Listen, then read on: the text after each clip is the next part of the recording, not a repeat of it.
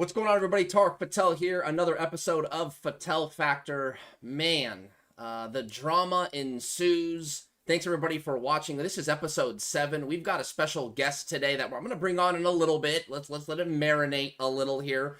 We've got someone in Arizona, Adam Beal, who writes for Arizona Varsity, is going to join us today. Of course, I'm going to bring on Aram first.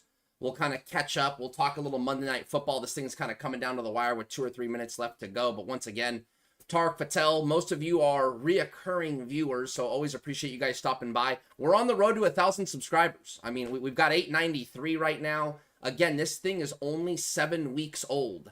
We're not even 2 months in, and we're close to 1,000 subscribers. So really appreciate those that are already in the chat. Dark Sword, thanks for joining. Steve Ramirez, as usual. Thomas Finley. Of course, Aram's in the chat, but he's part of the show. And Gabe. And tonight, you know, last week with Coach Logan, we had a little bit of audio issues. It wasn't exactly that we couldn't hear anybody, or I personally don't think it was horrible. It was kind of had like an echo chamber aspect to it. There wasn't like doubles, like hello, are you there? It wasn't that bad.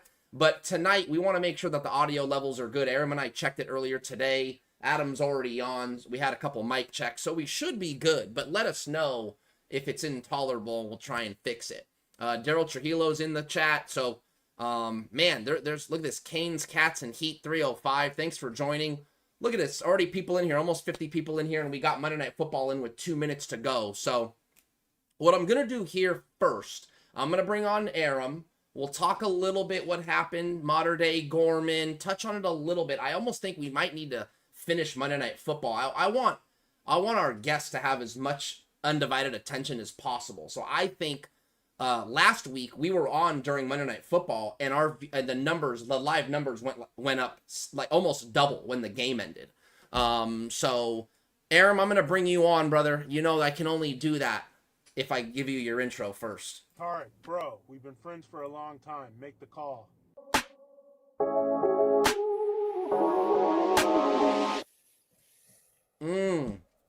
Can you hear me out there? Yeah. Okay. All right. I was expecting a little more energy. My gosh. Am I still introing or am I on? No, you're on, brother. You're on. Oh, Okay, that was good. Okay, way to recover there. Way to recover, man. Yeah, man. And look, you sound good on my end. You know, again, people in the chat, let us know. My guy Aram, you know, he had a little bit that kind of ebbed and flowed. Look at Detroit getting a touchdown here and pretty much putting that game away. So Filthy performance tonight by the Lions. Yeah, I talked to you before the game. You know, I know that they were the dog here. I liked them. I liked them. I don't know about money line, but I liked them. When I saw the line, it was 4.5. I don't know. It was less about the Lions and more about me not totally being a buyer of the Ravens. So what did you think about this game coming in? Well, first of all, dude, let's just backtrack. Everybody, Tarek's back in action. Oh no, okay. Bro, you got to tell this story. You don't have to spend a ton of time on it. Okay. You got to let people know you're back in action. It's a phenomenal thing. Listen to this. I mean, I'll share it. You know, I don't mind. Man, I started sports gambling. The fall of 2009. I'm not kidding. That's how long BetUS still around. And so I'll tell you right now, my buddy Joey Fuca, who was in my wedding, by the way, and Drew Menez, those were the two guys. And long story short, they got me in and the account and just little things here and there. And then I went on a hiatus, man. And are we getting audio issues again, man? You got to be kidding me with this. Is it an echo, Gabriel Murillo, or anyone out there, or is it audio was bad? Okay, well, he's talking about I think he's talking about last week. Man, this would be a total just downer because we tested it earlier today and nothing's changed. And it sounded great, man. And we did the whole 9. Hold on, before we even our guy Adam's waiting in the wings. And I blame Adam. It sounds great. Nothing like last week. Okay, that's good enough for me, man. That's good enough for me. Thank you, Thomas. Okay, cool, good. Yeah, that makes me. Anyway, long story short. Back to the gambling story. Yeah, anyway, long story short, I was into it in college and really was the first of my buddies to get into it. Long story, and then I just went on hiatus, man. I just wasn't into it for a long time. Long story short, I get a message. You were losing. No. It really Nobody wasn't that. quits because of any other reason. Go ahead. Go on. No. I mean, anyway, it's fine. So that's. I mean, I wouldn't say. I would say it to a point where I got like the count zeroed out, and I just didn't want to put any more money in. So I guess that's another way of saying losing, I guess. But anyway, so I get a message on Friday morning that I've got free play.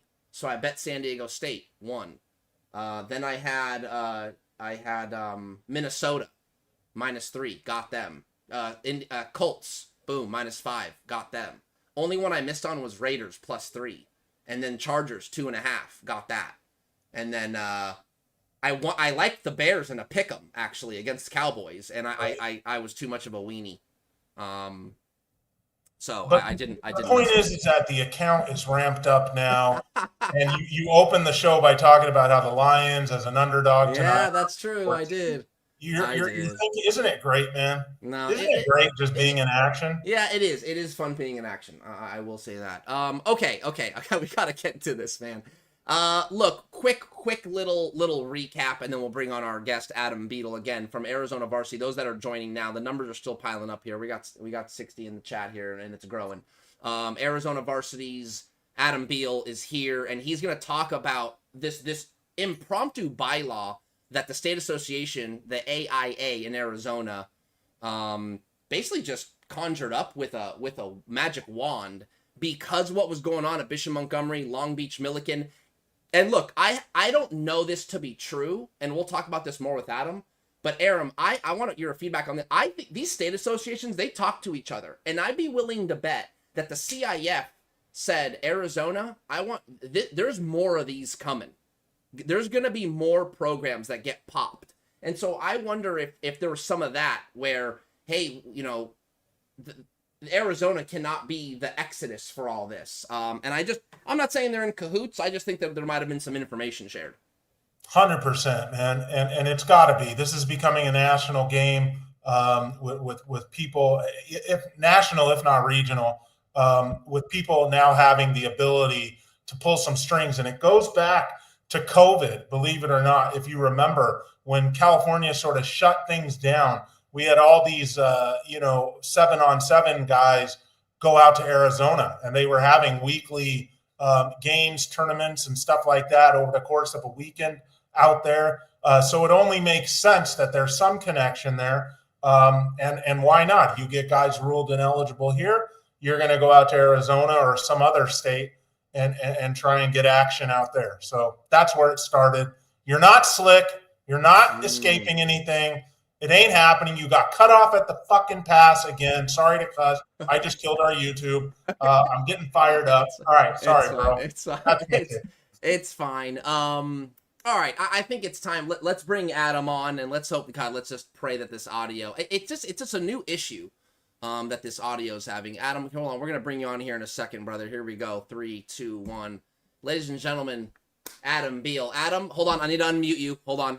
Don't go crazy. Okay, you're unmuted. Adam, can you hear us? I can hear you guys great. Can you hear me? Okay, beautiful.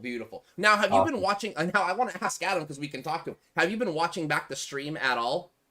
I haven't been watching the stream. I've been looking at the chat though, just seeing everybody pile in. So, okay, cool. No, because I'm wondering if maybe you heard any like audio issues, because we've been getting, again, it's not a double, it's just a slight like echo chamber a little bit, but there's been like our interview with the Money Man was flawless. So I don't know, it kind of ebbs and flows. Anyway, that's technology for you. Adam, welcome to the show, man. This is FATTAL Factor, where look, man, here in Southern California, there's really nothing like this. There's nothing live. There's nothing interactive with the fan base. Look, as you well know, we had the Money Man on. That kind of got things ramping up for this channel. It was a huge story. And so actually, in a way, that interview, that's you're kind of part of that now with the exodus of players that left to Arizona. So before we get super into that, I always like to tee up my guy Aram for anything he might want to ask.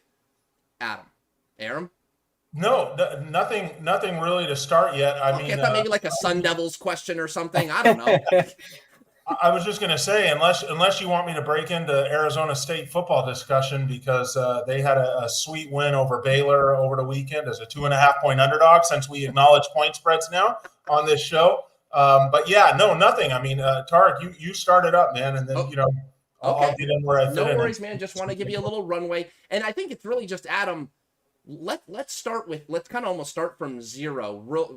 People want to know what's going on in Arizona, but how did you catch wind of this story, the money man, an exodus from California to Arizona? How did you catch wind of all that? It probably was the most random way I've ever gotten a piece of news ever.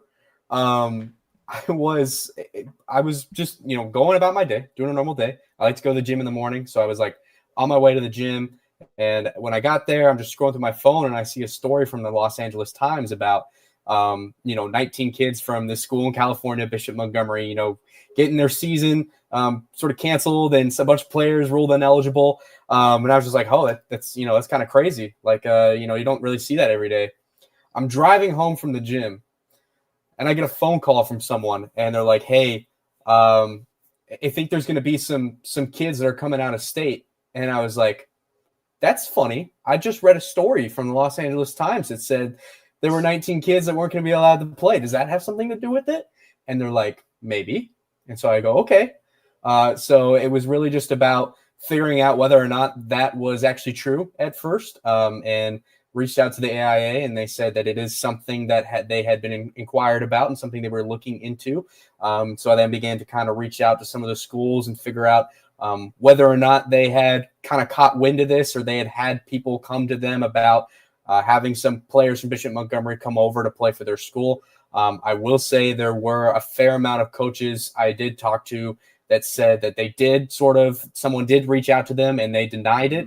And there were a fair amount of coaches that, weren't really sure. And obviously, as we've seen it unfold, there wasn't really any sort of bylaw or any rule really preventing any of this to happen. So it was really first figuring out, okay, is this something that is actually legit and true? And there's players actually trying to come over here. Can it happen? Would they be eligible? There were so many question marks up in the air, and it really was just the first 2 days of this was figuring out whether it was true or not. And then within, we get to Monday and it's like, oh, this is legit. There are kids here. They're on campus at a high school. And that's when things kind of start ramping up throughout, really 3 days. This thing went from 0 to 100. So in your talking on the phone, talking to coaches, schools, whatever, administrators, even players or parents, was there an element of, okay, so that there's players coming in, but did you guys know that not only had it wasn't that yes, Bishop Montgomery had gotten in trouble. They canceled their varsity season, but all these 19 kids were hit with Bylaw 202, which is 2 years, no sports. So what was the initial feel of Arizona being catching these kids that were basically in trouble?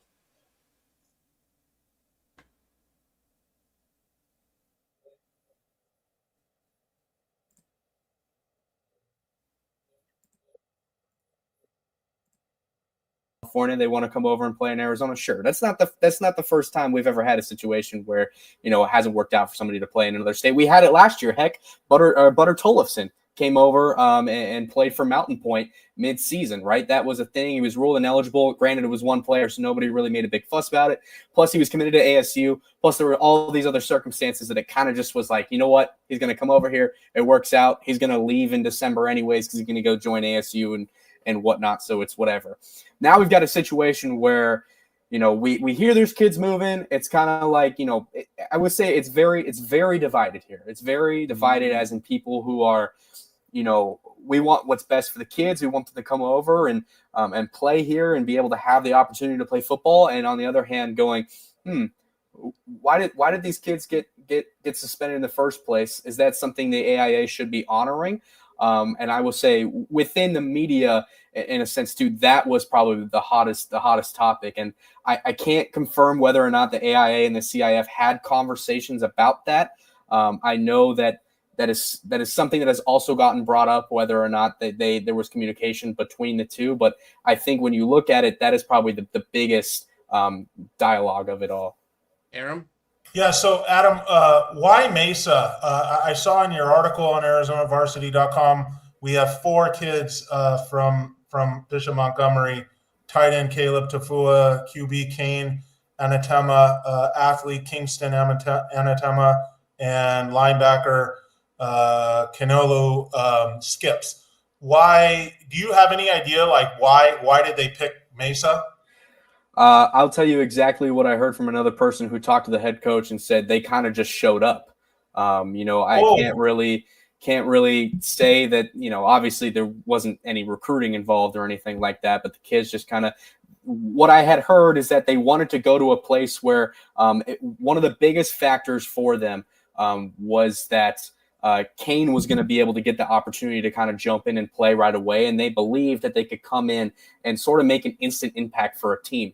And this is a Mesa team who, by super side note, could potentially this Friday become the first school in the history of Arizona to win 700 games.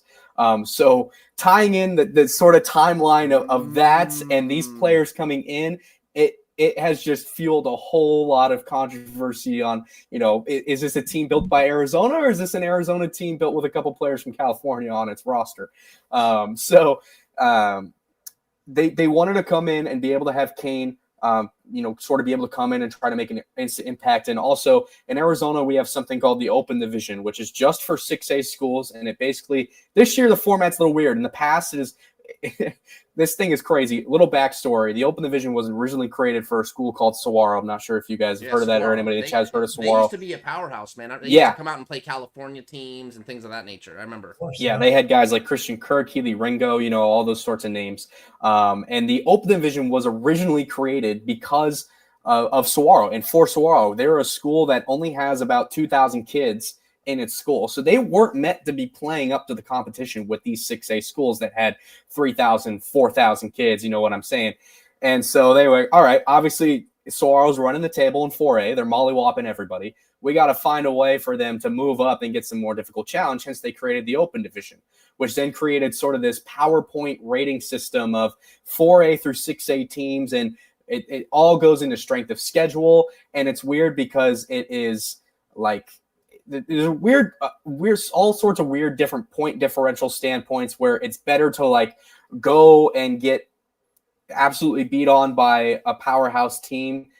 You have a higher chance of moving up in the rankings, getting beat a lot by them than winning by a super close margin. And it's very, very odd the way the computer sees it. But over the years, it was 4A through 6A. And then up until last season, they made a decision that 4A teams were just not going to compete at the level since they had then moved Saguaro from 4A to 6A to being a 6A school. So they're playing with the big dogs now, even though they're a small enrollment size. They kind of changed the conference alignment and all that. So it went from 4A to 6A to 5A to 6A, and then this year they made the change where it's just 6A, and they've integrated a play-in element where the top 8 teams are the one who make the official Open Division, but they have a play-in for the 8 through 12 to kind of figure 8 through 8. There'll be 4 games, and then the winner of each of those 4 games moves into the Open Division. The first 4 teams get a quarterfinal, get a bye. There will be an Open Division champion and a 6A champion. Correct. Got it. Correct. So the teams that lose the Open Division play-in drop back in to the 6A, and they're the top 4 teams. That's actually, Aram, that really needs to be something that the Southern Section adopts, in my opinion. They need to put 16 teams in Division 1, and the loser brackets it starts Division 2, and the winners continue to be. Yeah, trust me, we actually though it sounds ambiguous, Aram and I completely understand what you just said, because out here for basketball we have the Open Division, where basically it's a system now with transfers and so on and so forth. Real quick for you, like pop-up programs that get transfers and become good overnight. Yeah, they're not going to just stay at their little level and beat up on everybody. If you're that good, you get pulled up into the Open Division, which is literally open. Things are a little different now, but we get you. And just for those that don't know out there, and just to confirm, Adam, 6A is the highest division. That is like our Division 1, correct? Yes, correct. And I guess I really didn't entirely finish my thought. Mesa is one of those schools in the 6A division. And really this year they're being led by a first-year head coach, although he's coached in Arizona for a long time, long history. And they have a good amount of players on their roster. They're very young. They've got 6 Division 1 recruits already before Caleb came in. They're young guys, freshmen and sophomores. So I think that the big implication for the 4 guys that came in, and I believe there's also a 5th, I don't have the official name, but I believe there are 5 players from Bishop Montgomery on Mesa, but they believe that they can come in and to a Mesa team that's kind of on the fringe of being a top 6A and an open division contender and really boost them up to be able to make an open division. Here's the question, and I am assuming it's the same question in Arizona as it is here, and then we'll get a little bit further into this bylaw because I do want to ask this. Mesa, these other teams, I mean, it's all who can beat Basha, correct? Basha, Liberty, and Hamilton. That seems to be sort of the trio to kind of beat this season. Basha and Hamilton will play each other on October 24th. It's a scrimmage, so it doesn't really count, but Basha and Liberty scrimmaged each other before the season started, and Basha technically won by a touchdown, but towards the end of the game, you're throwing in your 4th-string JV guys just so they can get some reps. So you can't really tell that much out of it. But yeah, Liberty, Basha, and Hamilton, those are the 3 teams, and Basha's are one team that's nationally ranked. Do you did any of those teams get any California players? Yes, actually, I can confirm now that Hamilton got Elijah Smith. I believe he was a player that was originally at Loyola, who then came over to Bishop Montgomery. From what I'm aware of, he never really played any snaps for Bishop Montgomery during their season, but he's a class of 2028 kid that will be at Hamilton. I believe he is one of the few players that enrolled before the bylaw was put into effect, so I believe he will be allowed to play. I'm not sure if it's this Friday or next Friday because it all depends on when the kids were enrolled and in school. I know for sure. I think everybody's going to be able to start playing by next Friday. Yeah. Go ahead. So go ahead, listen, I wanted to ask you, does this head coach at Mesa, Jeremy Hathcock, have any SoCal connections besides that he played at APU back in the day, Azusa Pacific, for everyone that doesn't know what APU means? That you can tell? I mean, I would just kind of like to know what the connection is. Why specifically Mesa for these kids? That's a great question. Mesa High School is centered in an area where there is a large population of Polynesian people and folks, and I believe that there is some relation to one of the members of Coach Hathcock's coaching staff, and one of the 4 players, or a couple of the 4 players that moved in. So I believe they're staying with him and being with him, and I think there's some family relationship there. There you go. No, and that's good. That's good info because that's what it just seems like Arizona is. I guess it's a neighboring state, but then you'd have to decide what school you're gonna land, and that's a good question by Aram. Did you have a follow up on that, Aram? Yeah, I just wanted to add more color to this situation for people out there. So these kids that we've referred to here. They are eligible, right, Adam? They were in before this bylaw, this emergency bylaw got into place. It's the ones that are trying to still go that are going to need to find another. Which I heard you guys talking about. I can confirm there are still kids that are trying to flood into Arizona from California. This is phenomenal. That, by the way, aren't just Bishop Montgomery kids. Right. No, well, that's what Aram and I were talking about because, Adam, what's happening right now, and I don't know. Look, man, transfers are, I don't know how rampant they are. The Southern Section, right, and Southern California high school sports is so crazy. It has our undivided attention. It's just so good here, and I'm just being honest. We don't really need to think about anything else outside of our bubble. It's just so concentrated with awesomeness and drama and power players and power programs. We can just hang out in our own corner of the world and be entertained and with coverage. Here's the kicker. I don't know. Here in the Southern Section, it transfers like crazy. Rampant. Now, something I'm working on in my reporting is the CIF, as far as I'm concerned, what I can share is they have this AI kind of computer system. We don't know how it works. I don't know much more else than that. Yeah. But that's how they're finding a lot of inconsistencies in current and previous transfers for some student athletes. And that's why we're seeing more programs getting popped with big numbers, Adam. So Bishop Montgomery, 19. Millikan, I think it was 8 kids. Yeah. Bellflower High School had a kid. Heck, Sierra Canyon had a kid that got deemed ineligible, 1 kid. So I'm saying there are schools, different pockets, numbers are bigger than others, but from what we're understanding, we're almost expecting now more schools to get popped, which is why I'm wondering if this bylaw was to somewhat stop the bleeding of this exodus. Yeah, and you nailed it. I think that's exactly what the bylaw is, and I think that the AIA knew that they weren't going to be able to stop the kids that were already here from playing. But what they could do is prevent even more from coming. But if you want to just kind of dive into the bylaw and what it means and what it is, so the AIA had an emergency meeting last Friday morning and adopted bylaw 15527. And I'm just going to read the full thing because it's so much easier to understand it if I just read it as it is. Go for it. So this bylaw prevents out-of-state transfers who enroll in an Arizona school during the season from playing and makes them ineligible for 1 year from the date they first attend the school. However, players may still go through the process of a hardship appeal. So what happens is, let's say these kids, for example, come in week 6 and they're like, oh, we want to come in and play week 7, right? That won't be the case. In fact, those players will have to sit the whole rest of this season and all the way up to week 6 of the next season. So that's when that's kind of how it is. If we get later into this and kids start to transfer in, it really doesn't make any point, because why would you sit as we're approaching week 5 here for the big schools in Arizona? Why would you transfer midway through the season, come here, and then have to sit the whole another season? Now here's where it gets tricky. One of the big, the first underlying cause of this whole hardship thing is obviously if a kid, there's circumstances, right? Let's say a kid is in Maryland and his parents are in the military and they're forced to move from Maryland to Arizona. That's something that the AIA is going to approve and like, look, they don't really have much control over that. We got to let the kid play because that's a certain circumstance. What we've also had happen in the past is we have had kids transfer from school to school based on because their parents had to move for some reason or they got a new job.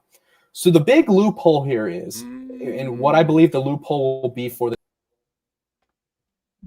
Oh, hold on. This is mind-blowing stuff, by the way. I think we lost him. We lost him for a second. He'll come back. He'll come back.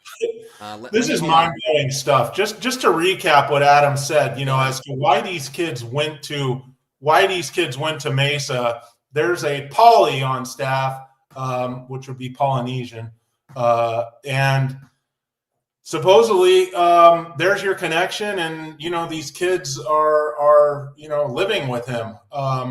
Or staying with him in some capacity, but that's your connection. If you're wondering why Mesa, this is just totally fascinating. It's like whatever, man. It just well, here's the other side of it, Aram, and I'm actually gonna two box you here real quick. Let's go back to let's do this real quick. Let's two box you, and we'll wait for Adam to jump back in here. Here's what's interesting. I do think there is an element of it. I'm just because I've been getting DMs from coaches and comments from coaches. Is it too much to keep these kids from playing high school football? What do you mean by too much? Like, it just seems like they get in trouble, and so they have to be. The state association is pretty much honoring what happened here in California. These kids and families are being followed by it. I'm not saying I'm of the opinion one or the other, but I do see a lot of coaches that are thinking, my gosh, man, the whole point of high school is to let these kids play. What's going on? So what's your stance on, maybe, does it seem too harsh to follow the rule everywhere they go? No, I don't think so. I think it's the right thing. I think all the states should honor what the other states have in place, and you can't escape. Now, usually you can't escape disciplinary action or like a grades ineligibility. Usually, it's that. But this takes it like a little bit further. You can't be like, undue influenced out here and then go somewhere else. And as we're kind of seeing here, they were undue influenced there, for lack of a better term, too. I mean, that's how they ended up there. And it just goes back to the original point, Tarek, as we welcome Adam back. it goes back to like my original point that I've been harping on. If you just stay and play where you're kind of supposed to be, and if you're a private school kid, go to the private school that your parents intend for you from the get-go, then there's no problems. But whatever, man. Welcome back, Adam. I don't know what happened there, but no, you're good, man. We adjusted, we pivoted. Nope, no problem, man. You're back up. You were actually in the middle of what you think families are doing for a loophole. I want to hear this. Yeah, so basically, just to get to the point, I think families will find a loophole where they kind of pick up everything they have and move to Arizona from California to Arizona.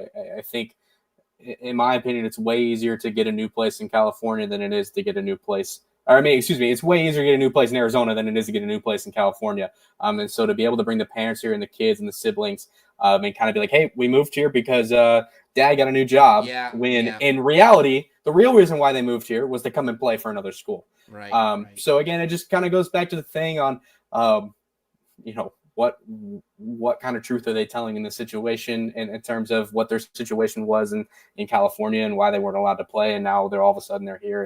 And it's obviously, it's going to be a question that's going to be asked to every single person that's from California that moves here to try to come. It's just kind of, it's made a mess, to be honest, is what it is. And so you think the technicality of full move and mom and dad or mom or dad gets a legit job offer, full-time job in Arizona, that could get them eligible because it's I'm trying to think of a way. Yeah, I guess you can't really I look at it the intent there, right? I look at it and I go, how can you deny that? Right. How can you deny that mom and dad came here for a different opportunity and got a job? Right. So it's crazy. It really is. But I think what the AIA did a good job of is acting on, a single player can't, because we've had instances back in the day with teams that would bring players out from different states and they'd stay in an apartment that's just across the street, and schools would get it for them. They'd be able to stay there, right? That's kind of what this prevents. It doesn't prevent that sort of a kid coming out here on his own situation. Now, what I will add on to what I forgot to add on to the whole Mesa situation is from what I'm told, and what the Arizona Republic actually reported as well, is that the Mesa School District is launching an internal investigation on to kind of determine how all this went down. Here we go, Aaron. Because you got to look at the whole process of these kids have to go through the enrollment process, getting things signed. They have to go through there's a thing in Arizona that's a concussion sort of like I don't really know, like a course, I should say. That's just like protocol and stuff like that they have to take before they can even be on the team. They got to get physicals. They got to get registered through Registered My Athlete. Like there's all these different things they have to go through before they're even allowed to practice. And after they're already allowed to practice, they then have to go through what we call a 14-day heat acclimation period, where they have to practice and be with the team for 2 weeks before they're even allowed to play a single down. Yeah, this is just, I'm sorry, but no, go. I mean, dude, it's like, this is supposed to be such a simple thing, playing high school football. You go to the school down the street of the district that you live in and you play. And if they're no good and you don't like that they don't have enough sleds on the field, then you go to the good school, whatever, 2 cities over or 1 city over. But you don't go, county hopping and then get denied, and then you go state hopping and get denied. I mean, this is high school football. Basically, kids should be able to ride his bike to practice like we did when we were kids. Go ahead, Adam. It's what I honestly, at the end of the day, see it turning the situation is, this is right now, if I'm a prep school, I am ecstatic, because this is now creating a situation where it opens the doors for all these new prep schools to come out and get these kids. We have Arizona doesn't really have a Mater Dei or a St. John Bosco or an IMG Academy.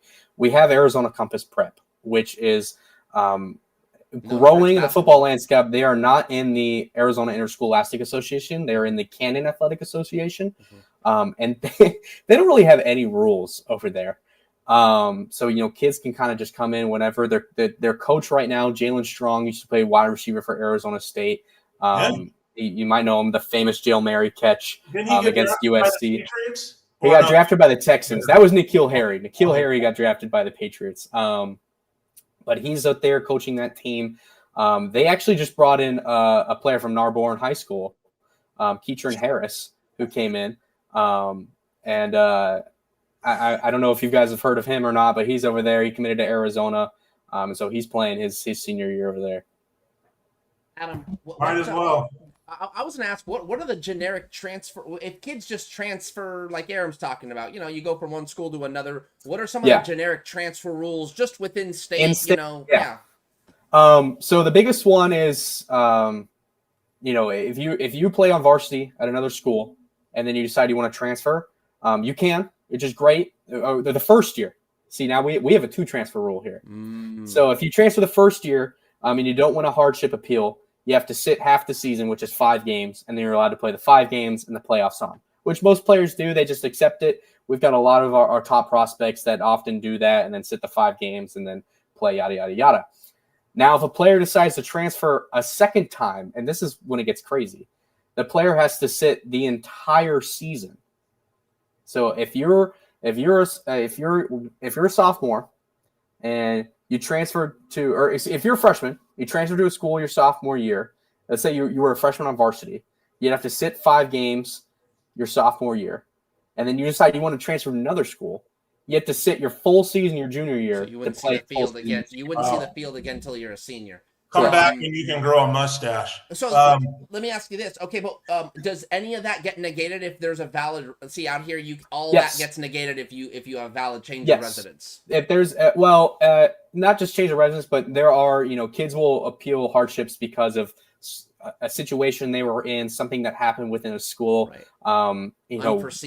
Unforeseen circumstances. We've seen several situations where we had an incident at Saguaro a couple of years ago, or I should say last year, that led to sort of a max exodus where let's just say a principal said a word that they definitely shouldn't say. And that kind of caused a bit of a situation that led to several, 10 to 15 kids from Saguaro leaving and just going to all these different schools, a bunch of them went to Hamilton. There was a huge running joke that they were the Hamilton Sabercats because they had a ton of kids from Saguaro. So there are situations where kids will apply for a hardship. There also is, like, let's say a kid plays the entire season on JV and didn't even play a single snap of varsity. They transfer to someone else and make the varsity team. They can play right away because they never took a single snap. Okay, that's a new little wrinkle out here. Everyone expects out here in the Southern Section right now. Everyone expects actually for that 2 transfer rule, and everyone's expecting the first transfer to be free.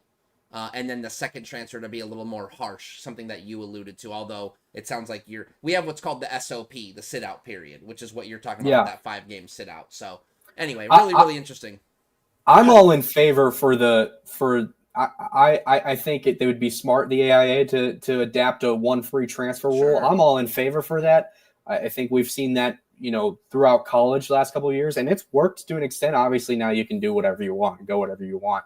But I think at least at the high school level, a 1 free transfer is logical just because of the world we live in today. Yeah. Aram? Sounds like Adam, in your story on ArizonaVarsity.com, everyone should be following Adam and hitting that site and checking out his work.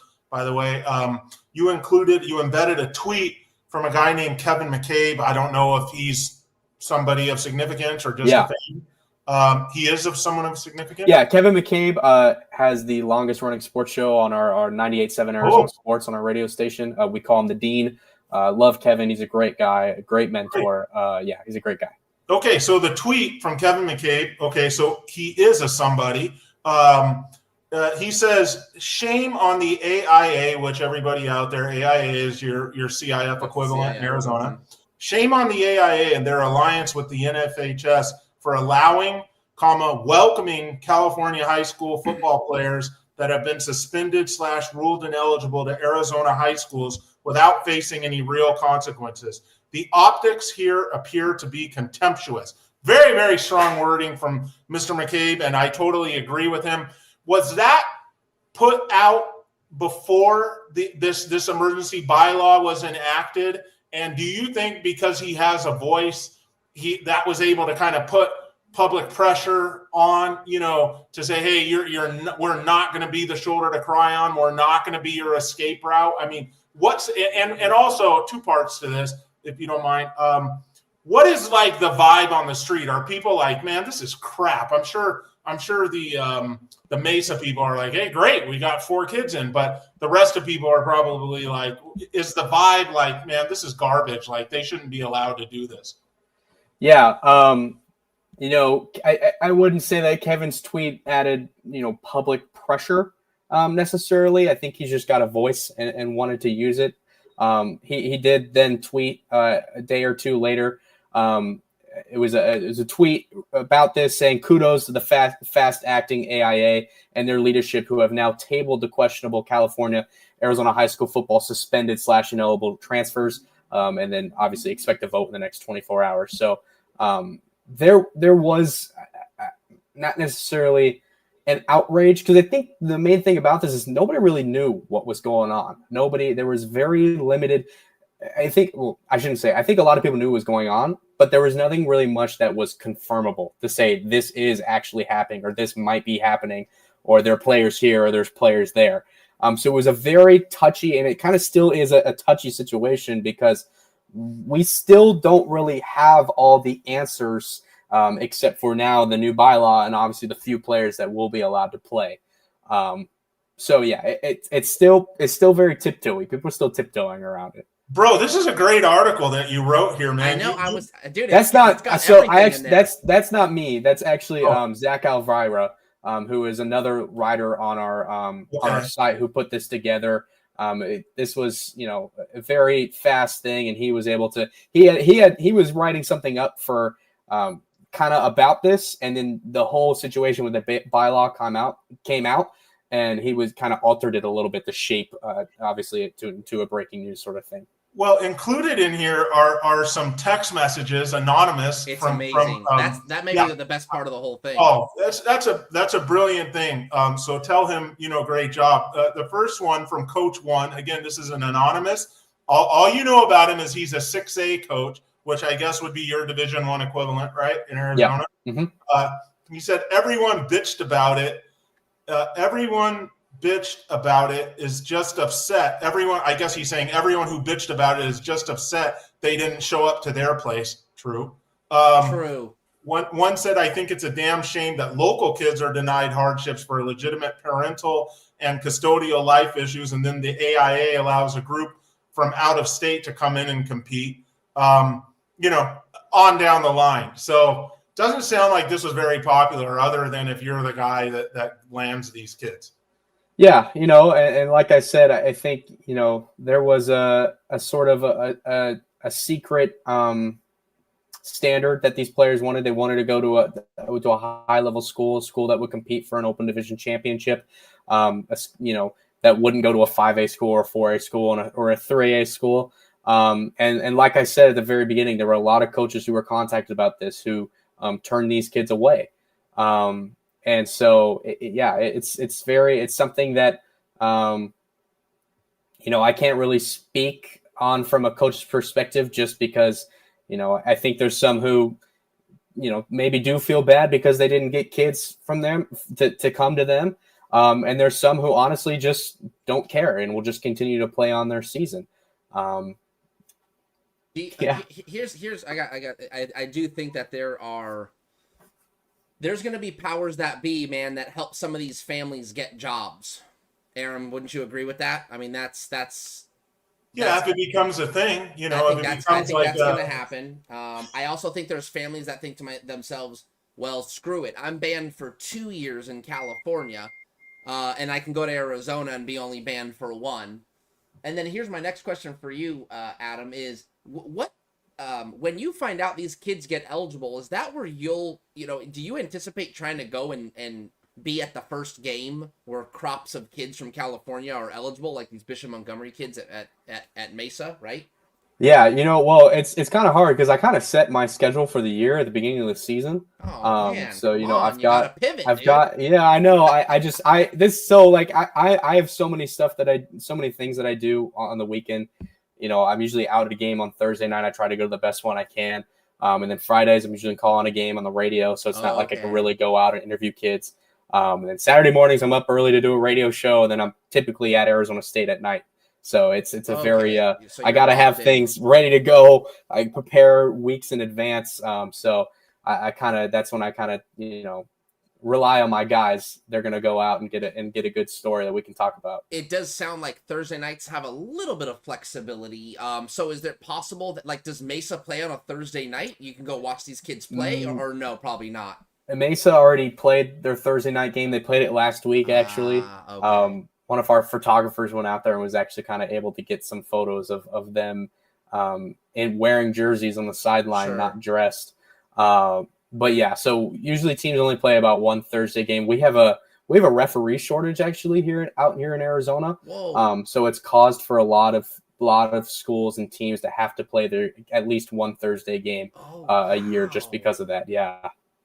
Aaron, listen to that. Yeah, we have that issue here. I don't think it's that bad, but yeah, actually it was, Tarek. Like, we had a bunch of Thursday games a couple of years ago. Like, teams kept getting shifted to Thursday. Well, I remember like the football coaches. Remember when this is a total sidebar, but remember I think wasn't it the soccer officials were striking because they wanted to get paid more, and then they finally did, but the football officials didn't get a bump because it comes down to like an hourly or something like that. That's a question for Chris Four. Yeah, I don't know. Chris Four, I probably Chris will have this answered within 3 minutes. For people that don't know any better, it probably made sense. Adam, well, we got you for a couple more minutes, man. We'll let you go. Thank you so much for joining us. And those that are watching, I'm sitting on 199 subscribers. I mean, my gosh. 898. Can we invite a friend in to sub to the channel so we can get to 900 as we're en route to 1,000? But Adam, thanks for joining. Absolutely. Once again, a reporter out in Arizona who's really, I mean, from what listen, I'm not saying that, I know there's other reporters that have been in that Arizona area for a long time. Like, you're only in your second year of college, you're new in the game, but you've been at it for quite some time, at least 2-3 years. And that's great, man. You're clearly carving yourself a nice little niche out there in Arizona. But my last question for you is, what do you see happening next? Do you see it getting a little uglier? Has the dust already kind of settled? Will there be more drama? What do you anticipate happening? I still, there's like I said, there's still more coming. And there's still a lot that we don't know and probably won't know for at least another week or two, just because it all comes down to figuring out who's got new players, who doesn't have new players. It's just and then you're obviously going to see things and situations come where all these board meetings are, now deciding whether or not kids are getting their hardships appealed, or whether or not kids are going to have to sit. So at this point right now, it's kind of just a waiting game and waiting to see what names pop up from what schools. I know another kid that we haven't really touched on, Ashton Pinnell, transferred in from Millikan to Saguaro. From what I'm told, he's kind of going to maybe be able to get an opportunity to have a couple of snaps there. They've already got a quarterback that's committed to Sacramento State there. But I think they want to kind of, maybe give him an opportunity to do some stuff and come in for a couple plays. So, yeah, I mean, it's really just a waiting game. It's figuring out, who's all here and what's going to happen. So we hit us real quick. We hit 902. See, the call to action. That's when the chat is popping. Thanks, guys. We got to 902 now. We're well over 900. Well, not well over 900. We're over 900 and on our way to 1,000 subscribers. Aram, did you have anything last ad here for our guy Adam? Very informative, man. And we had, and people are interested in this stuff, man. This is probably one of the better high school sports stories we're gonna get, especially when it comes to the money man and kind of all that information. I was just talking to my mom about this. I was like, I don't know how this is not made, national headlines. Like, this is it's a big story. I mean, out here in Southern California, Aram and I were laughing because, look, man, you saw an LA Times article. I know you saw about the 19 that got ineligible, but if you go back to right when we had that interview. The LA Times, we were joking because Eric Sondheimer, who's been covering high school sports out here for 40 plus years, the GOAT. He had to credit the show in his reporting. Like, like the Money Man, Brett Stye, you know, on the FATTAL Factor. We just thought that it was hilarious that this guy had to write FATTAL Factor like once or twice. And then the Archdiocese had to write a cease and desist to the Money Man. They literally said the FATTAL Factor in it. You know,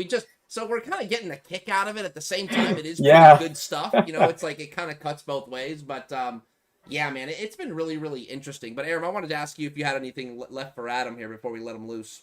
Yeah, just one last question. You just kind of talked about it, Tarek. The Money Man. Does Arizona high school football have any money men that you hear rumors about, secret, pay for play guys that you've heard anything about, or no? Not that I'm aware of. And it's probably very strategic. You know, I don't really think we've got any situations like, to be honest, like I really don't think we've got any situations like that where kids are accepting, you know, big amounts of money to come to a school and play. Again, not that I'm aware of. It could be happening and I just have zero clue. But from my view of Arizona high school football, at least too, Arizona is a very special place. And I think it's been really cool to see the state of Arizona get a lot more recognition over the years in terms of the talent pool that we have and the competitiveness in the state. And a lot of that is because most of these teams, most of these schools, they're just homegrown kids. These are just kids who have been friends their entire lives, played football together their entire lives. And now they're in high school and they're just doing the same thing they've always been doing.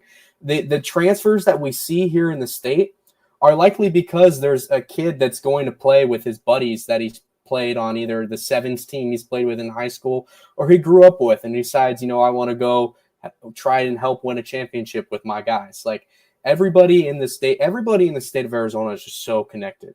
Whether it's the west side, the east side, southern Arizona, up north, everybody, it's really one of the most special communities I've been a part of just because of how much everybody cares about not only playing football, but just how much everybody cares about each other. And so I think there's so much value in what these players, you know, how they just want to compete, you know, without a sort of incentive, I should say, and more about hey, let's just play some football, man. Let's just go win out and win a championship. Sounds like you're kind of state, Aram. Yeah. Oh, yeah. Just throwing casinos and strip clubs and oh my God. All right, that's another discussion. But yeah, I got a text message anonymously, of course, that says, "Don't say my name, but Arizona has money men for sure for basketball and football." So I'm asking. I asked specifically what school. Again, this is all anonymous, just alleged, and it says those 6A schools and Brophy Prep. I don't know what Brophy Prep is. Brophy Prep has a lot of, and again, another Catholic school, a lot of former NFL talent. So Larry Fitzgerald's son, Devin Fitzgerald's on that team. Donovan McNabb's on that team. Trying to think who else. There is a lot of former NFL talent that plays over at Brophy. I wouldn't be surprised, man. I know Arizona. I mean, I know Arizona has some great basketball in it. That I know for sure. And you know, the football's good too. I'm not saying it's not, but I would say, I mean, Adam, would you agree? There are probably more Arizona basketball powerhouses than there are football when it comes to like and that's scale. And that's only because you know the basketball powerhouses that we have, those are prep schools. Arizona Compass, Hillcrest, Dream Christian. Mm-hmm. You know, the only, I would say, you know, true, strong, big basketball powerhouse that Arizona has had that's not a prep school has been Perry. You might know a little guy named Koa Pete. Oh yeah, man, you know, he was the main reason for that driving force. Four straight championships, if I'm not mistaken. Four straight championships. He won 2 or 3 Gatorade Player of the Years during his time at Perry, and so he ended up signing with Arizona. Yep. Oh, dude, so he's staying. I know and it's gonna hurt, but dude, him and we have Braden Burries out here in Southern California who he's won everything last year. So those are gonna be 2. Aram, I know you care about basketball a little bit, but I love it. What are you talking, dude? Those 2 freshmen, man, Koa Pete and freaking Braden Burries, brother. I don't know. That talk about a hell of a freshman class. Cameron Boozer, the Boozer boys are at Duke are going to be good too. I got to see the Boozer boys play. What year was that? That would have been their sophomore year at Section 7. Mm-hmm. I was doing a little PA announcing for Section 7, and oh my gosh, they were fun. They were fun. Yeah. They were fun to watch. I've been lucky. I go to the basketball here in Southern California, and California is so good. I see just about everybody because a lot of those teams come out here. But every year I go to the Hoop Hall Classic. It's the Hoop Hall Classic in Springfield, Massachusetts. It's on TV. It's always during Martin Luther King weekend. And I've seen those Boozer brothers a ton. I'll never forget seeing them as sophomores. And I thought to myself, I couldn't believe Cameron Boozer had 2 more years of high school. Like, I'm watching him as a sophomore. So good. So I think it's crazy. He doesn't even need him. He doesn't even need him, let alone he's got 2 more years. And yeah, he's an impressive player. It's crazy to me that Koa Pete's a year younger than me. That's what drives me crazy. I was like, where did I go wrong in my growth? That's just genes right there, brother. That's just the good Lord, man. He might have blessed Koa Pete just a little more than you, man. That's all that is. But Aram, I think we're gonna send our guy off. Adam, it was a pleasure meeting you, man. I mean, such a well-spoken guy, man. Articulated everything that's going on in Arizona so well, man. So thank you so much for joining us. Absolutely. I appreciate you guys. It was a lot of fun. Thank you, Adam. Adam, have a good night. We're going to let you go here, brother. And until next time. And by the way, for those, hold on. Don't go yet. Hold on. Let me see if I can plug you here. The Real Beadle. The Real Badle on Twitter. Go give him a follow. He, as far as I'm concerned, you've almost had, I'm sure there's other guys that have gotten on top of it, but when I see a tweet kind of blow up, I see it coming from you when it comes to this kind of stuff, man. So you've got a good beat on where these kids are landing, where they're going to be playing. So those that are interested in what's going on with the California kids out in Arizona, give Adam a follow, The Real Beadle, Beadl on X, Twitter. Adam, have a good night, man. Thanks so much for joining us. I will. Thank you, guys. Appreciate y'all. And there he goes. Aram, that was pretty good, man. I'm glad. Hey, that was a nice little get for the show, man. Yeah, outstanding. And I'm really impressed by Adam, man. You know, you see, and by the way, he's trying to get to 4,000 subscribers on Twitter and is like 20 away. So everybody in the chat, go follow him. Get him over as appreciation for him coming on the show tonight. And yeah, you heard him talking about community and how special it is out there in Arizona and how much he enjoys it. That's kind of what we're fighting to preserve here.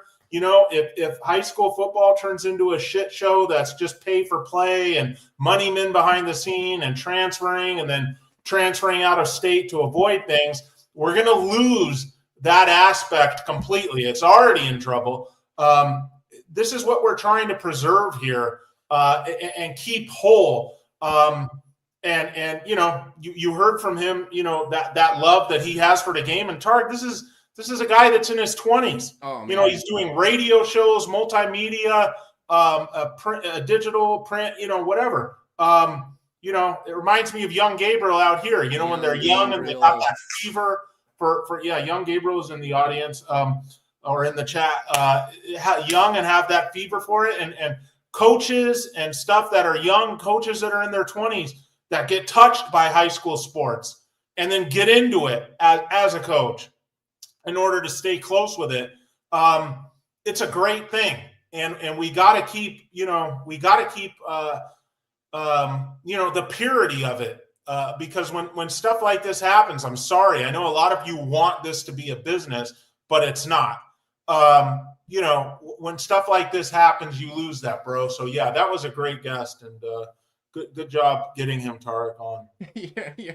No, it's bro, what's so funny? No, I just think it was good, man. I think this was something.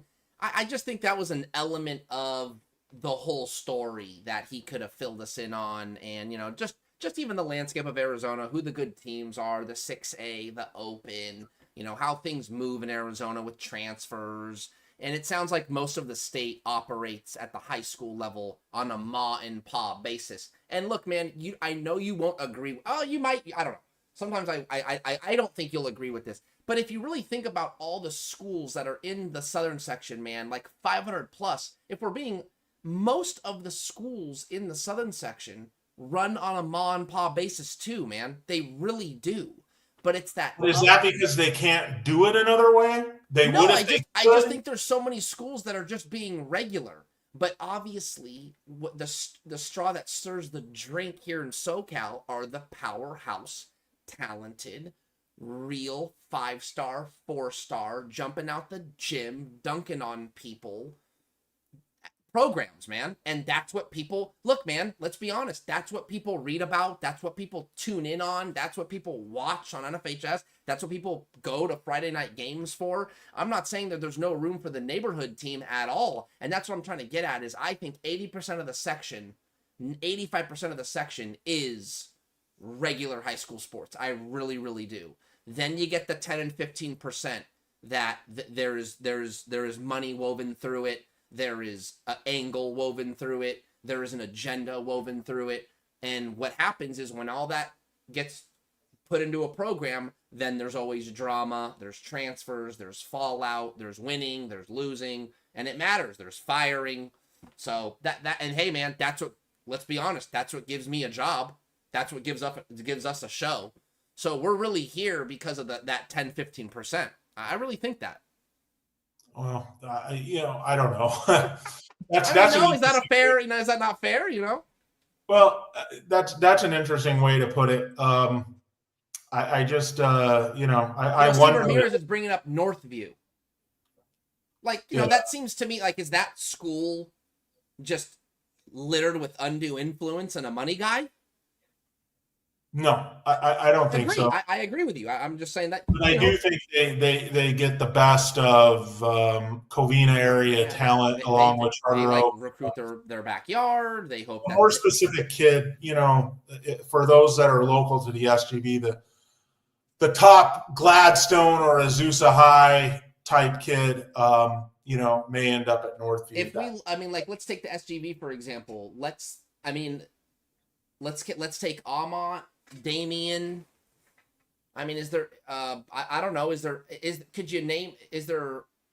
there more than 5 programs that are kind of moving at a certain way to, recruiting, getting kids in, undue influence, maybe some help from a parent here, help from a parent there to get a kid in or put them up at an apartment or help the school, the family move. I can't imagine there's a lot of programs in the SGV that are doing that.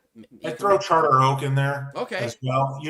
Look, man, Charter Oak's a public school that flirts with Division III or something. And although they don't have much playoff success under this new format where they get division properly, they are the team in the SGV, not Damien, not Bishop Amat, that puts out the most D1 talent.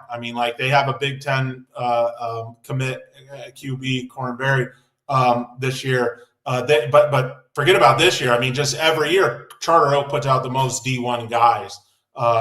So I would lump that in. And I look, are they on a scale of Mater Dei and Bosco or what other Trinity League teams are trying to do? No. And neither is Damien and neither is Amat. But Tarek, the other thing is kind of locally is there's just not – we have good skill guys in the SGV, but there's just not horses here. Right. I just try to think, wouldn't you agree?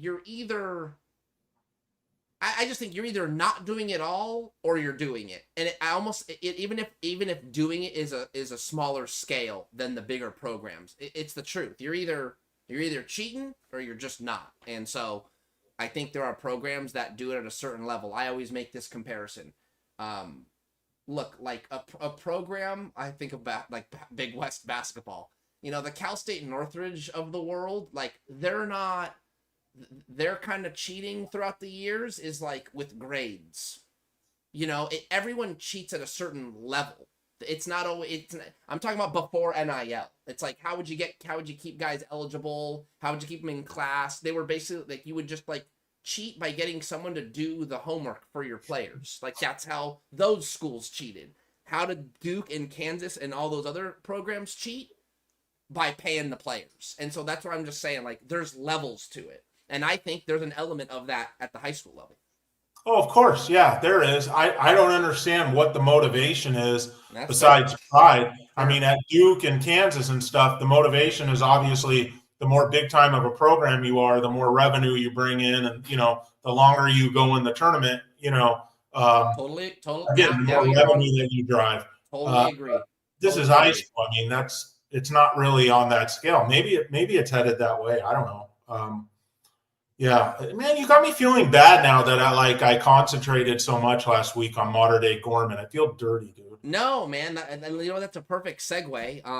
Let's do it. Let's talk a little modern day Gorman, a little Sierra Canyon Olu, then we'll talk a little Gorman Santa Margarita, and then we'll put a bow on this thing. How does that sound? Yeah, and by the way, everybody, if you're a smart football coach, you don't schedule anyone good the week before league play. So like right now is week 5, and a lot of teams forget it. They're just on bye. But if you're a high school coach and you're playing some stiff competition before league play, I don't think you're doing it right. I think you schedule soft in week 5 and just get yourself right going into league. Unless, of course, your league is like you totally lay over it. But not the time for a step-up game. Go ahead, bro. No, I'm gonna just pull up modern day Gorman highlights and just chat about it a little bit. Dude, have you seen what kind of views those highlight packages are doing from the various people on YouTube? I mean, well, the game of the week, 2 days. Look, this is just the stream. In 2 days, got 150,000 views. Yeah, I was watching it live. There was like a steady 25,000 live viewers watching that broadcast. I don't know if you caught that. Yeah. I thought that was really good, man. High school football, that's pretty cool. Yeah, outstanding. And I don't think you were in Friday Football Flow, the spaces, by the way, that we do every Friday at 10 after the games. Me and Tarek are in there. I did skip this week. No, it wasn't this week. It was 2 weeks ago. I think you had left. It was okay. It was like midnight, 1 o'clock, because these things, they start at 10, folks, but they can go till about 2 in the morning or a little later. We talked about this cottage industry now, Tarek, of guys that are putting out highlight reels, and the amount of views, the sick amount of views they're getting on YouTube, kind of like under the radar, but now there are like several under the radar types.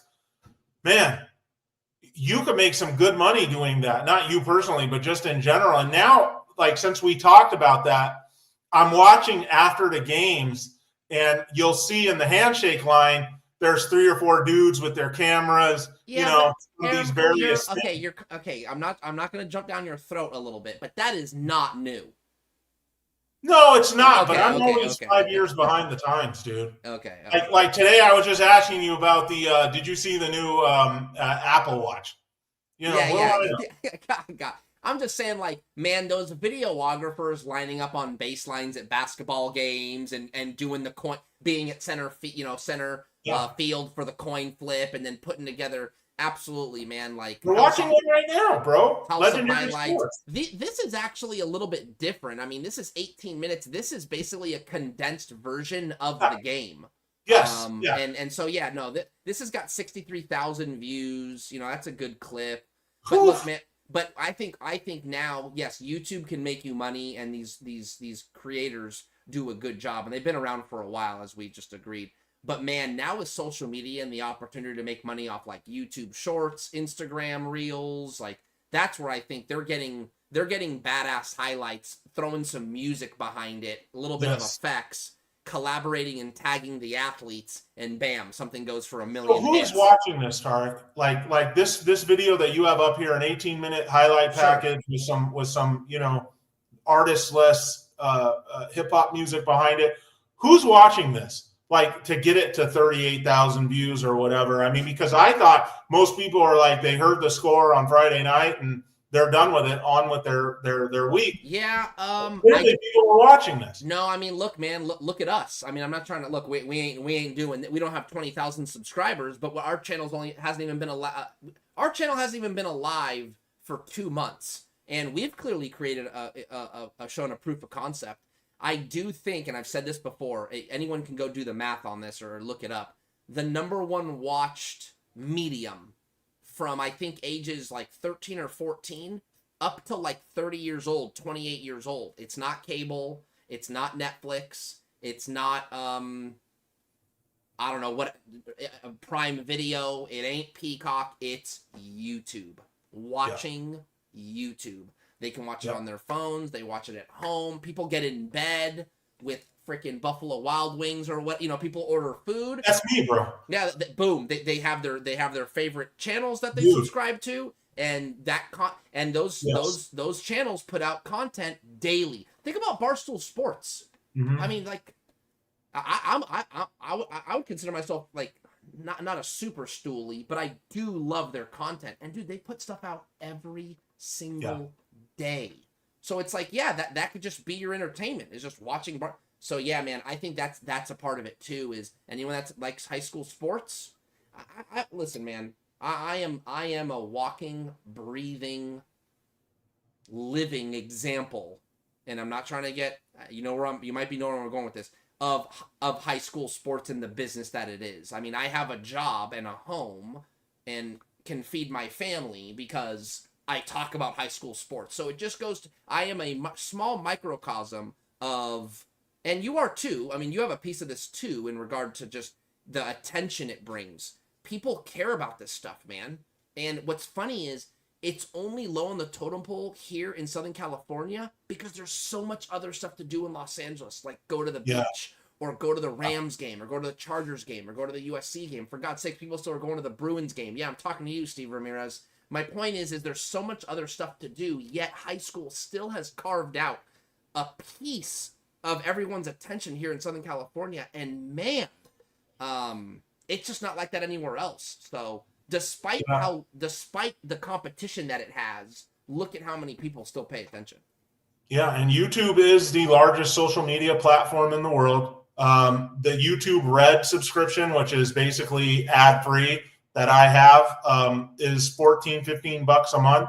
It's the best subscription I have. It's the one I would choose over all of them because it's just phenomenal. And like you said, it's catered to content. If you're of a certain political persuasion, you can find your specialty content producers on there that are of what you like.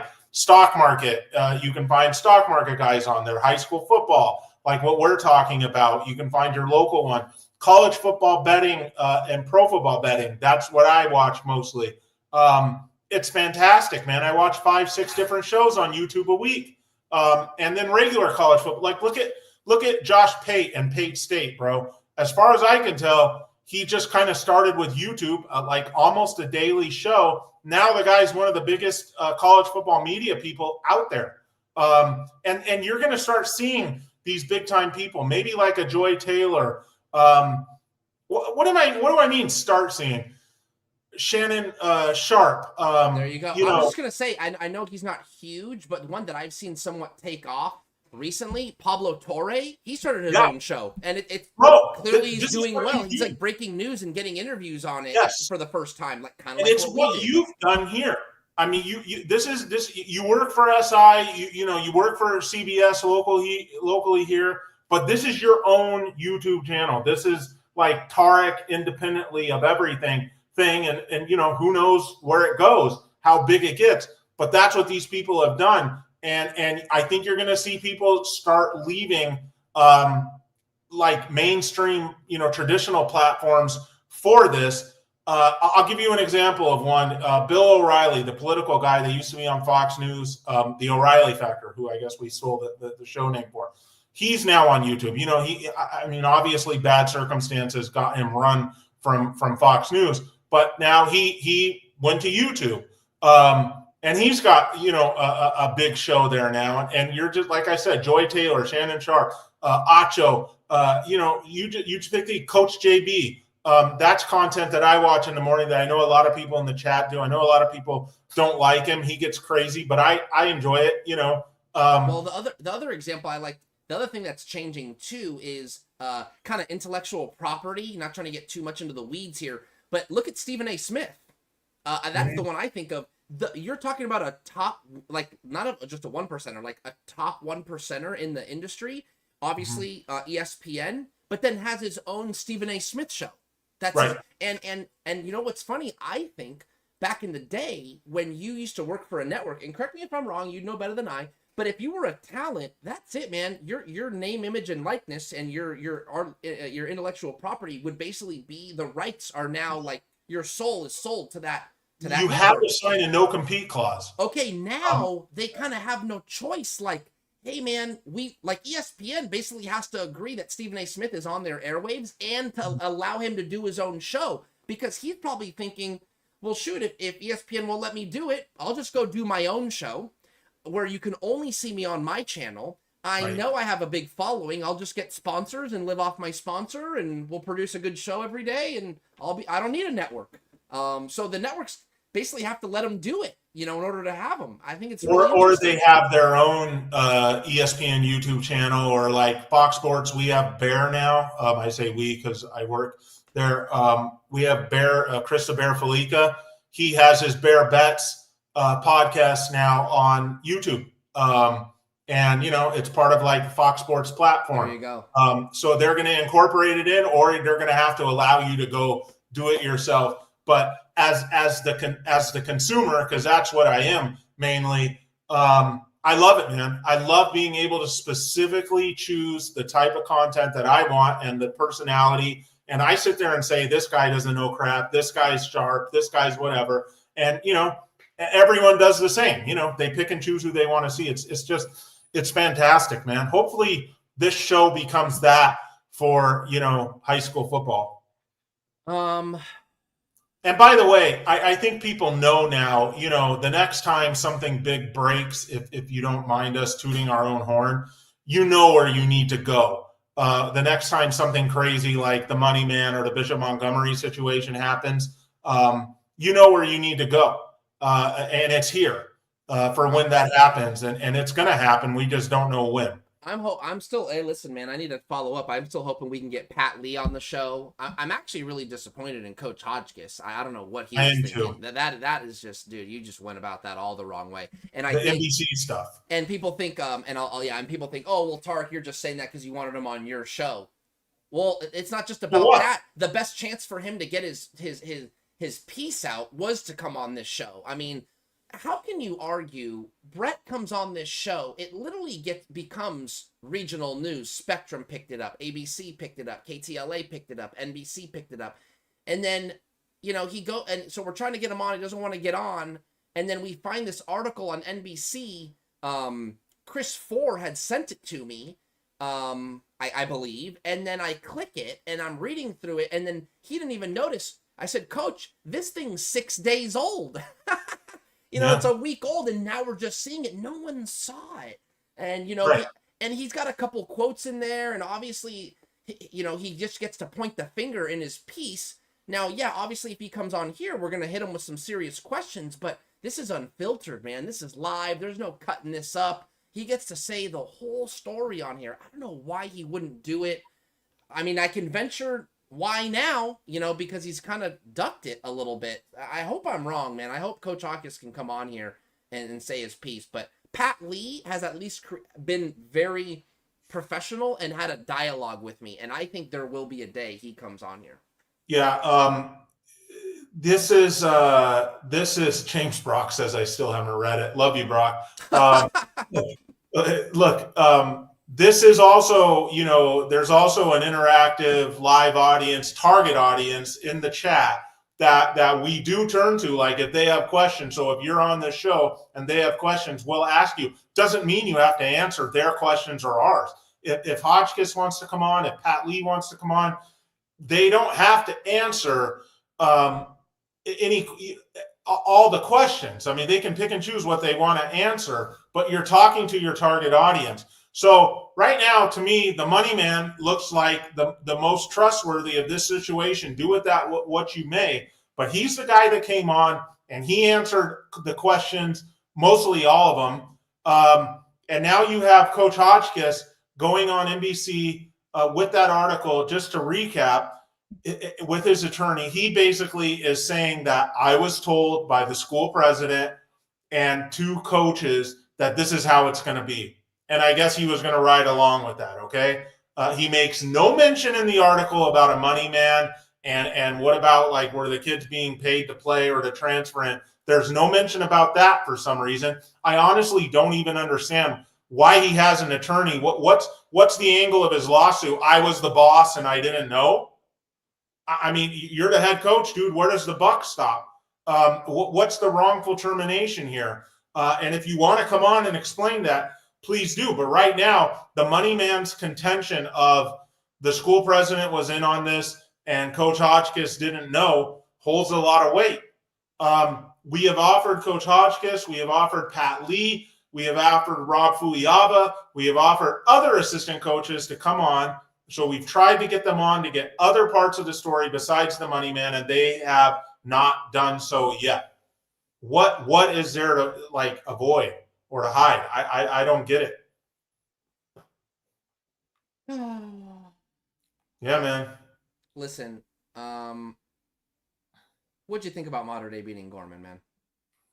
I wished I had a way to bet it, because I would have liked to have bet them like in a pick'em situation in that game. I thought it was, a gutty win. Two really fantastic programs. I don't know what to say, man. I just, on Spaces on Friday night, I was kind of asking, like, man, how many money men does Gorman have? What a high class, like high falutin program that is, man. Jeez. And I was also asking, and it kind of got explained, like, where are the, I wanted to see their roster and the hometown of the players on the Bishop Gorman roster. I was wondering, are they 25% California guys? But most of the people in Spaces said no. This is just like sort of a conglomerate of Nevada. top Nevada, Las Vegas talent. Yeah, I was impressed with the way Mater Dei responded, man. They went down early, though not huge. They just, Gorman marched right down the field and scored. And there were elements that I thought, okay, this is where they fold. This is where they maybe have a hard time getting back up off the mat, and they did. And so I was impressed by that. And for them to just get back up and win in a narrow victory, I wanted to give them kudos, because that Centennial loss probably just stung, and the film probably just reeked from all those turnovers and all the mistakes they made. But for them to clean it up, go on the road, I think some people think about the road as this daunting task after a hard loss, but you know what? Sometimes the road can be the ability to give you focus, man. You look at it as a business trip, less to deal with at home. You get on the bus early, you're in town early, you get out of town early, all that stuff. Now, look, I get it's Vegas and all that, but at the end of the day, these are high school kids. I'm not saying they weren't doing anything, or staying up late, but these aren't college guys. These aren't grown-ups. Most of the kids are probably just hanging out in their hotel rooms playing video games. So my point is there was a business trip aspect to this, and they showed it. I give Raul Lara credit for having his guys refocus and getting a high-end win in what was probably a hard environment to do so. That being said, is I do think Mater Dei is still beatable. I think St. John Bosco is beatable, and that kind of gives me a segue into talking to Dan Albano, talking to Rod Sherman, the Orange Lutheran coach. Dan Albano's the reporter from the OC Register, who says he'd seen everyone in person, Aram. He said he saw Mission Viejo, he's seen Centennial, he's seen Mater Dei. I don't think he's seen Bosco, but all those OC teams he's seen, and he said, man, and he was there at that Sierra Canyon Orange Lutheran game. Sierra Canyon won 41-9, and he said Sierra Canyon absolutely looks the part, and that guy's been covering Trinity League football a long time. Rod Sherman said he thinks they'll be in the Division I final, that they check all the boxes and they don't have any weaknesses. I've now seen them twice up close and personal. One was a 63-0 win over Oaks Christian, which really didn't show me much. But for what they did to Orange Lutheran, let's not forget Orange Lutheran. You go look at their schedule. They've played some really good football. They've beaten some good teams, and they've lost to good teams. Basha and Orange Lutheran are the two teams. Basha is literally like the number one team in Arizona, and Sierra Canyon is the juggernaut that they are. So, man, I'm watching that defense run around. Sierra Canyon is really, really good, Aram. I think this could be the year where we see someone different, at least in the final. Question is, though, Tarek, can they move the ball Sierra Canyon. I know they're going to play good defense, right? They're so talented on defense. Wesley coming off the edge. That secondary is phenomenal, right? And that allows them to boy, that secondary going against modern days receivers and Bowman would just be phenomenal. But okay, can Sierra Canyon, do they have playmakers enough on offense to get points against that class of opponent? Yeah, And I do. I do. do. Jackson Stokes is this emerging running back, a junior who's unreal. Who's the QB at Sierra Canyon? Yeah, who's the star receiver? See, those are questions that most people in chat couldn't answer right now. Yeah, Laird Finkel is that from Mater Dei and Bosco. Go ahead. He's a transfer from Santa Barbara, and he throws a good ball, man. Now, if there's one question mark, let's see if I can look up Sierra Canyon. If there's one question mark for this team, and I hate to point a kid out, but it would be the quarterback play. Like, all right, can he stand in there and deliver shots against a big dog program? I think the answer is yes, man. They got beef up front. They can protect them. They've got a really good running game, and they do have talented wide receivers out wide. They got their lead wide receivers going to USC. I can't think of his name. Tron Baker, I think, is his nickname. I want to say he came from Los Alamitos. So correct me if I'm wrong, chat, but I think that's him. But they've got dudes, man. And here's the other thing that I will say, I think you'll agree with this. Most teams that think they've got the team to go and beat Mater Dei and Bosco, their problem is their offense can't stay on the field long enough, to your point a little bit. It's not always so much about scoring. Can you at least get 3 or 4 first downs and give your defense a chance to rest a little bit? And I think the defense is good enough at Sierra Canyon. The offense is going to get enough possessions to figure something out. When you see these teams against a Mater Dei, there's so much pressure on the offense to not go 3 and out. And what ends up happening? They go 3 and out. Then that defense is back on that field. Mater Dei will get 3 or 4 first downs. Okay, maybe the defense forces a field goal or a punt. Then the offense comes back out, 3 and out. Maybe 1 first down. The short possessions allow for that defense to get worn down by the Mater Dei offense. That ain't going to happen at Sierra Canyon, man. That defense is going to get that offense on the field. Now, what can they do with it? That's a fair question. But I think at the very least, though they're not going to score all kinds of points, though they could, I'm not saying they can't, there will absolutely need to be possessions where you get 3 or 4 first downs, kick a field goal, 3 or 4 first downs, a couple penalties, okay, whatever, we took 5 or 6 minutes off the clock, punt. Those possessions are going to be really important in that game. Yeah.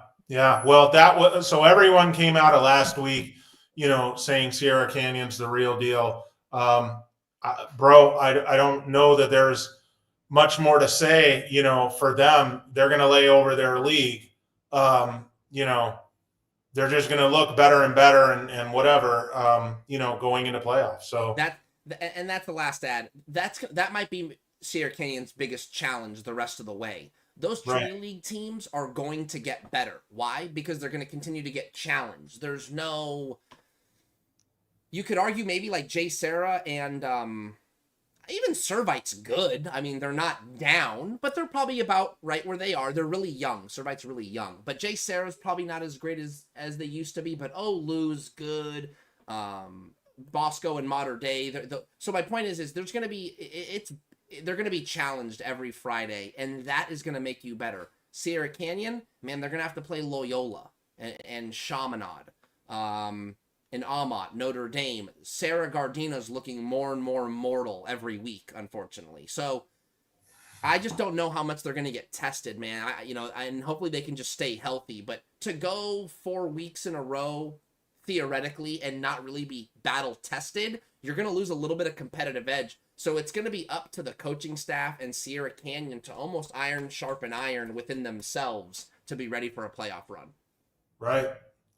Exciting stuff, man. Fast forward. Oh man, Sam James is in the chat. Good to see you, Sam. With the glasses. I got it. Okay, one quick little shout out here, and then we're gonna talk Santa Margarita. We're gonna pick Santa Margarita Gorman, and then we'll call it a night.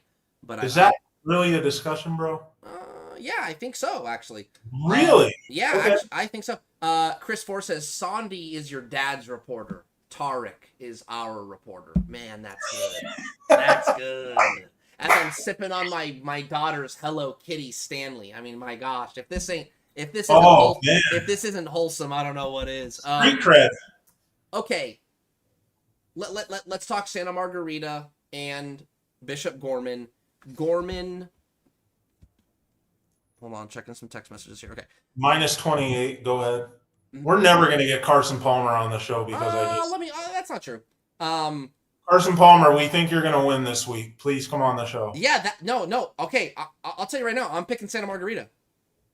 Stop it, bro. Come on, really? I'm picking Santa Margarita. I actually think Gorman edging. So okay, I'm picking Santa Margarita, and I'm not blowing smoke. I'm picking Santa Margarita.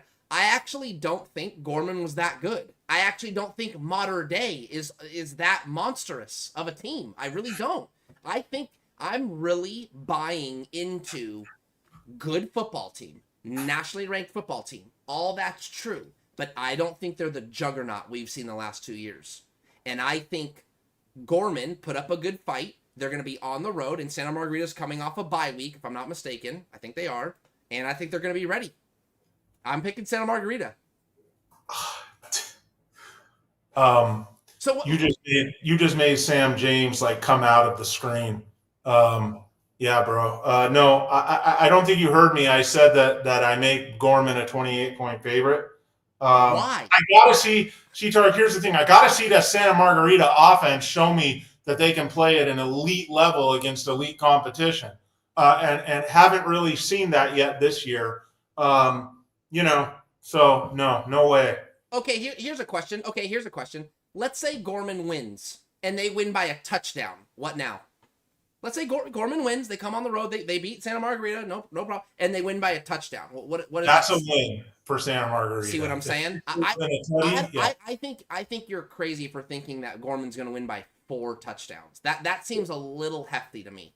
Young Gabriel asked a good question. Is Trent Mosley playing? His health has been in question during non-league so far. So if they don't have them, bueno suerte, man. Yeah, I'm not so sure about that. I think they'll be ready, man. I'm going with my gut, man. I don't think Gorman, Mater Dei, but something about all this. And people go, well, Tarek, you're buying into the Sierra Canyon hype. No, Centennial just beat Mater Dei. Why? What's wrong with that? I don't know, man. I'm just, Bosco, is playing teams, not. My gosh, Mater Dei barely beat Kahuku. I don't know. I'm not so sure, man. I'm telling you, I'm going with what I've seen the last 4 weeks of high school football, and I think Santa Margarita, who was able to hold. So Santa Margarita lost to Mission Viejo week 0. But 7-3. 7-3. But then Margarita beat Corona Centennial, correct? Right? In overtime, 33-27? Correct. It's weird. Man. Yeah. And then Centennial went and dropped 40 plus on Mater Dei. I don't care. Turnovers are part of the game. I get it.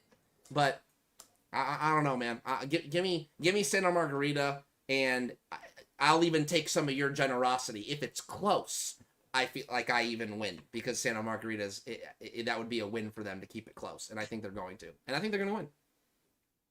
Bro, I just love again that you're back in the sports betting flow. Like you were just like, give me the points. I like it. We're referring to point spreads now. Tarek's back, everybody. Tarek's back. We have to do whatever we can, Penn State, to make sure that his account stays ramped up and he can stay in the game betting football.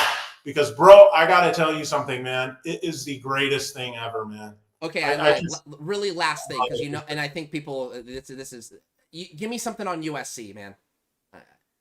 I bet Michigan State. Well, no, excuse me. I used them in the Westgate, formerly Hilton college football contest that I joined this year. You have to make 7 college football picks, and I bet Michigan State.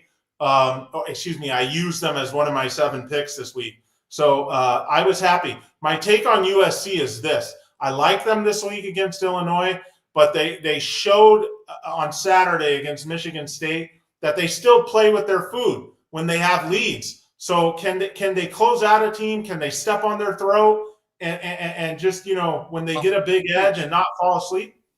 That's the question. They better not fall asleep on Illinois this week. I'm waiting for the F up. That's what I'm waiting for. And so I tweeted at halftime on Saturday, thereabouts, at Sua, my guy, and I said, dude, I don't want to set myself up for a heartbreak, but is USC good? Question mark. Like, and he's like, man, their offense looks good, but the defense still has, is still a little shaky. I'm waiting. Man, I hope it doesn't come, but I am waiting for them to go and lay an egg somewhere, and it hasn't happened yet. Listen, man, I'm okay for football to happen. I still think, despite there being almost seasons within the game, stretches within the game where they looked like, uh-oh, here it comes, it never actually came. And they still won at home against Michigan State by 2 touchdowns, right? That was like 31 something, or what I forgot what. No, it was like 45-31 or something like that. Yeah, 48-34 or something. Maybe? Yeah, I don't know.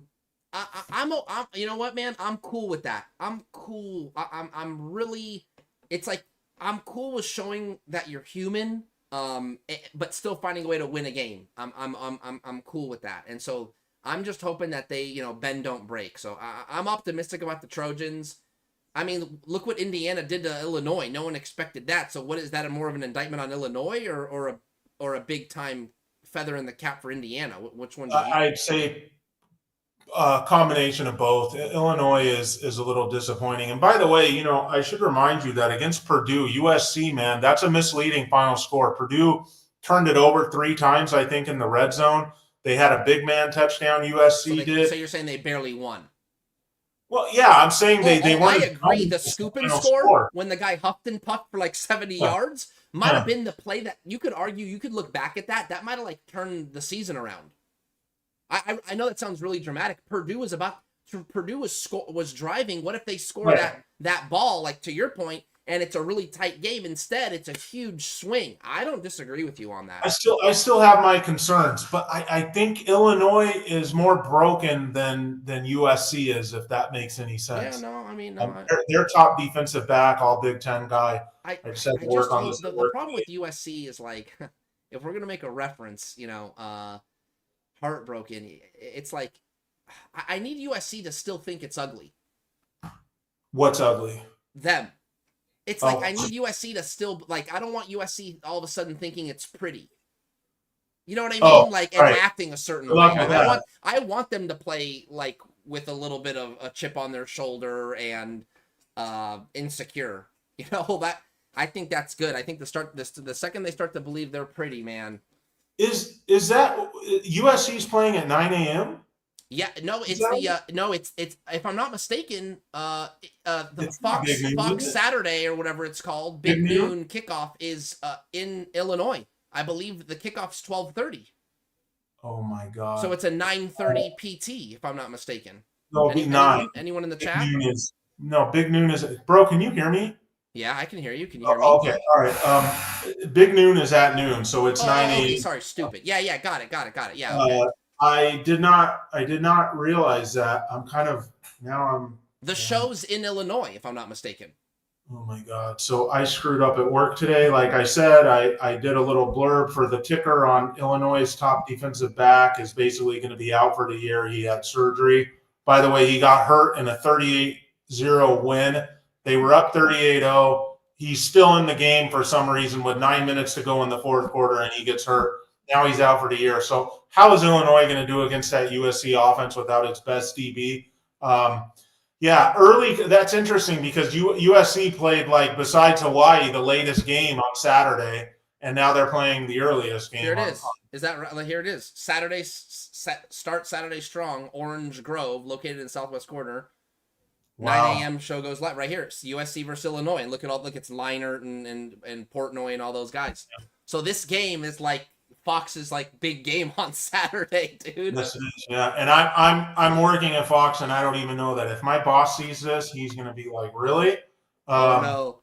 Yeah, we're gonna have to clip it, man. No, I'm kidding. I'm excited about that, man. That'll be fun. I hope SC can go on the road and hey, man, what a great start it would be to be whatever is 5-0, 6-0.